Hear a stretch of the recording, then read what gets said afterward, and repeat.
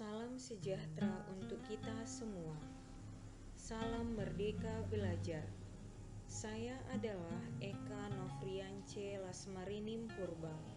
Saya adalah guru di SD Negeri 122401 Kota Madia, Pematang Siantar, Provinsi Sumatera Utara. Dalam aksi nyata platform Merdeka Mengajar dengan topik Merdeka Belajar. Bapak Ibu, dalam implementasi kurikulum Merdeka Belajar, bagaimana pemahaman gagasan dan prinsip pendidikan berdasarkan pemikiran Ki Hajar Dewantara? Bagaimana pemahaman untuk memfasilitasi murid agar tumbuh sesuai kodratnya? Dan bagaimana penerapan pembelajaran yang memerdekakan murid? Mari kita simak isi dari platform Merdeka Mengajar dengan topik Merdeka Belajar, menyebarkan pemahaman Merdeka Belajar. Ibu Bapak Guru hebat, dalam topik Merdeka Mengajar terdapat 5 poin modul, yakni 1. Mengenali dan memahami diri sebagai pendidik. 2. Mendidik dan mengajar. 3. Mendampingi murid dengan utuh dan menyeluruh. 4. Mendidik dan melatih kecerdasan budi pekerti. 5. Pendidikan yang mengantarkan keselamatan dan kebahagiaan. Bapak Ibu guru hebat, mengenal dan memahami diri sebagai pendidik, yakni memahami dan menghayati diri sebagai manusia yang merdeka untuk terus belajar. Sebelum memerdekakan murid, kita harus memerdekakan diri sendiri dengan cara merefleksi apa yang telah kita lakukan, serta menyelaraskan peran guru yang relevan dengan konteks murid dan zaman. Bertutur kata lembut, mendengarkan pendapat, memotivasi untuk gemar dan senang belajar. Lantas, bagaimana mendidik dan mengajar pada kurikulum Merdeka Belajar? Sistem pengajaran zaman kolonial yang masih kita pakai sampai sekarang perlu kita rubah. Sistem pengajaran tersebut antara lain: 1. Meminta murid berdiri di depan kelas saat lalai mengerjakan tugas. 2.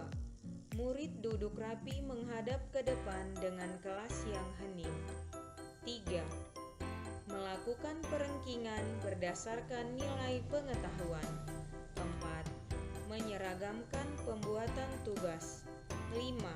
Memukul murid karena tidak mengerjakan tugas.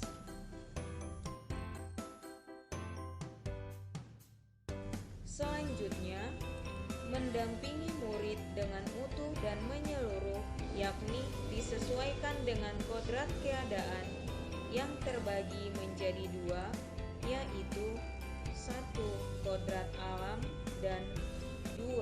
Kodrat zaman. Kodrat alam berkaitan dengan sifat dan bentuk lingkungan di mana anak berada, sedangkan kodrat zaman berkaitan dengan isi dan irama, yakni disesuaikan dengan zaman anak tersebut berkembang. Dalam hal ini, tidak ada individu yang sama dan zaman selalu bergerak dinamis. Menurut Ki Hajar Dewantara, dalam melakukan pembaharuan yang terpadu, hendaknya selalu diingat bahwa segala kepentingan anak-anak, baik mengenai hidup diri pribadinya maupun hidup kemasyarakatannya, jangan sampai meninggalkan kepentingan yang berhubungan dengan kodrat keadaan, baik alam maupun zaman. Dalam mendampingi murid, guru juga harus menerapkan asas trikon, yakni 1. Kontinu, 2. Konvergen, 3. Konsentris. Asas Trikon dianggap sebagai jawaban yang tepat untuk menuju pembelajaran yang berpihak pada murid. Continue, yakni pengembangan yang secara berkesinambungan dilakukan terus-menerus dengan perencanaan yang baik. Konvergen berarti pengembangan yang dilakukan dapat mengambil dari berbagai sumber di luar, bahkan dari praktik pendidikan di luar negeri. Konsentris artinya pengembangan pendidikan yang dilakukan harus tetap berdasarkan kepribadian kita sendiri. Dalam implementasi kurikulum Merdeka Belajar, guru hendaknya mendidik dan melatih kecerdasan budi pekerti dengan cara 1. Melatih keberanian berpendapat atau olah akal. 2. Mengasah perasaan dan perilaku atau olah rasa. 3. Memunculkan kehendak atau olah karsa. 4. Pendidikan dapat mempengaruhi bagian intelligible dan bagian biologis muridnya.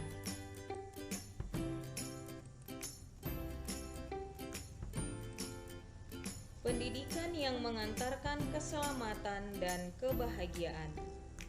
Pendidikan hanyalah sebagai tuntunan.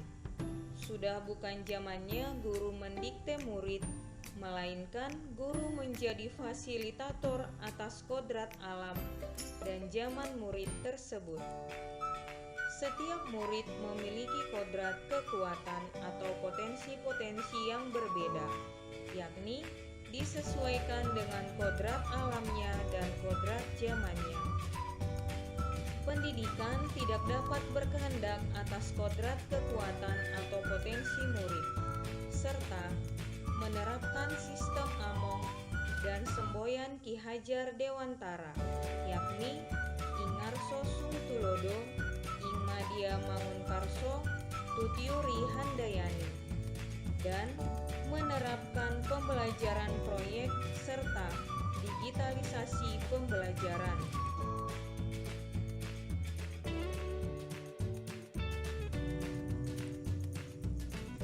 Pendidikan yang mengantarkan keselamatan dan kebahagiaan.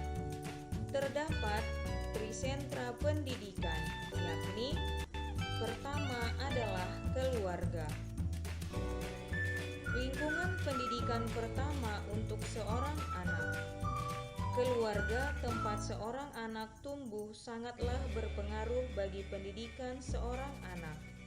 Pendidikan keluarga menjadi dasar pendidikan seorang anak, terutama dalam nilai-nilai agama, bersikap dan berperilaku budi pekerti, dan cara pandangnya terhadap segala sesuatu. Yang kedua, yakni sekolah. Sekolah merupakan rumah kedua bagi anak yang menyediakan pendidikan berbagi ilmu pengetahuan, keterampilan, budaya, dan juga budi pekerti. Selanjutnya, masyarakat atau pergerakan pemuda, yaitu pendidikan di lingkungan pemuda dan masyarakat layaknya keluarga dan sekolah sangatlah berpengaruh terhadap pendidikan anak. Bagaimana anak itu bergaul dan berteman.